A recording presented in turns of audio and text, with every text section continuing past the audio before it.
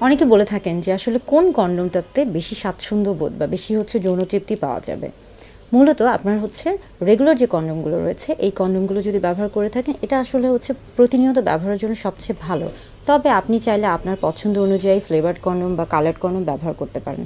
এছাড়া আমরা যদি বলে থাকি যে কিছু রয়েছে আপনার আমরা বলে থাকি যে ডটেড কন্ডোম রয়েছে, যেগুলোতে কিছু কিছু ডট ডট দেওয়া থাকে। এটা অনেকে পছন্দ করে থাকে, তবে এটা কিন্তু রেগুলার কন্ডোমের মতো ব্যবহার করা উচিত নয়। আবার কিছু রয়েছে রিপড কন্ডোম, সেখানে কিন্তু আপনার কন্ডোমের গায়ে সোজা সোজা কিছু দাগ থাকবে। এটা পুরো কন্ডোমের মতো থাকতে পারে অথবা শুধু শুরুর দিকে থাকতে পারে। এটাও কিন্তু নিয়মিত ব্যবহার করা উচিত না।